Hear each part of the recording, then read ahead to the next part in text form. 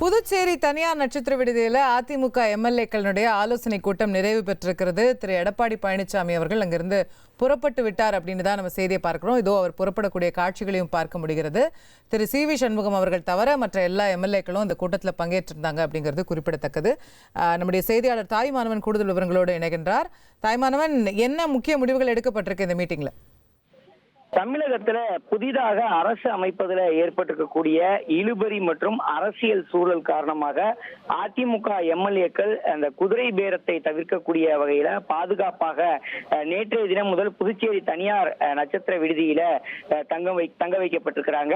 தங்க வைக்கப்பட்டிருக்கக்கூடிய எம்எல்ஏக்களை நேரில் சந்தித்து ஆலோசனை நடத்துவதற்காக அதிமுக பொதுச் செயலாளர் எடப்பாடி பழனிசாமி இங்கே புதுச்சேரி வருகை தந்திருந்தார். புதுச்சேரி நட்சத்திர விடுதியில சுமார் 1 மணி நேரத்துக்கு மேலான ஆலோசனை என்பது நடைபெற்றது.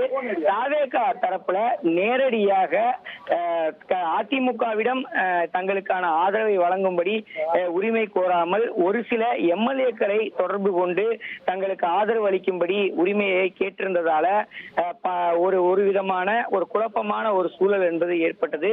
இதன் காரணமாக சில எம்எல்ஏக்கள் குறிப்பாக தாவேகாவுக்கு செல்லலாமா, தாவேகாவுக்கு ஆதரவு தெரிவிக்கலாமா என்பது தொடர்பாக ஆலோசனைகள் எல்லாம் இருந்ததாகலாம் தகவல்கள் என்பது வெளியிடப்பட்டிருந்தது. இப்படிப்பட்ட நிலையில தான் குதிரை பேரத்தை தவிர்க்கக்கூடிய வகையில அனைத்து எம்எல்ஏக்களுமே பரஸ்பரமாக தலைமையுடைய உத்தரவின் பேர்ல இங்க இருக்கக்கூடிய நட்சத்திர விடுதியில தங்க வைக்கப்பட்டிருந்தாங்க.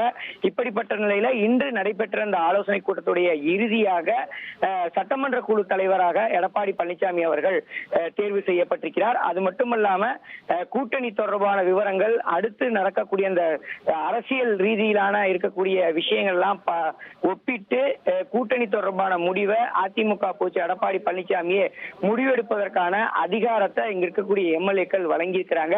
ஒரு ஒட்டுமொத்தமாக ஒருமித்த கருத்தோடு செயல்படுவதற்கு ஒரு வாய்ப்பை ஏற்படுத்தக்கூடிய வகையில இந்த கூட்டம் என்பது நிறைவு பெற்றிருப்பதாக அறிய முடிகிறது.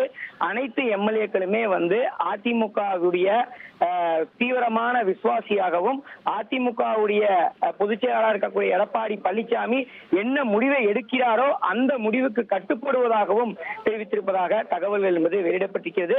இந்த கூட்டத்தை பொறுத்த மட்டில் சி.வி. சண்முகம் மட்டும் பங்கேற்கவில்லை. காரணம் என்ன அப்படின்னா, அவர் டெல்லி புறப்பட்டு சென்று விட்டார். டெல்லியில ராஜ்யசபா உறுப்பினர் பதவியை அவர் ராஜினாமா செய்வதற்காக அவர் டெல்லி புறப்பட்டு சென்றிருப்பதாக தகவல்கள் என்பது வெளியிடப்பட்டிருக்கிறது. அதே சமயம் பரபரப்பான இந்த அரசியல் சூழலுக்கு மத்தியில சி.வி. சண்முகம் பாஜக தலைவர்கள் யாரையும் சந்திக்க போகிறாரா என்ற ஒரு கேள்வியும் எழுந்திருக்கிறது. சி.வி. சண்முகத்துடைய அந்த டெல்லி வருகை என்பது அடுத்தடுத்த நொடி பொழுதுலதான் என்ன வாரியாக தாக்கத்தை ஏற்படுத்த போகிறது என்ற ஒரு சூழல் என்பது ஏற்பட்டிருக்கிறது. தற்போதைய நிலையில அதிமுகவை சேர்ந்த அனைத்து எம்எல்ஏக்களுமே எடப்பாடி பழனிசாமி எடுக்கக்கூடிய முடிவுக்கு கட்டுப்படுவதாக தெரிவித்திருக்கிறார்கள்.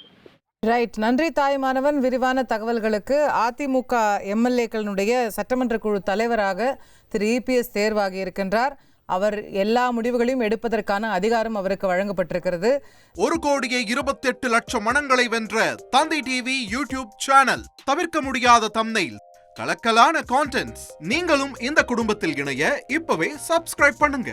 அசுரபலம் கொண்ட எங்கள் டிஜிட்டல் கரங்களில் உங்கள் விளம்பரங்களை சேர்க்க வாட்ஸ்அப் பண்ணுங்க. 8939888838. Email advtthanditv@dttv.in.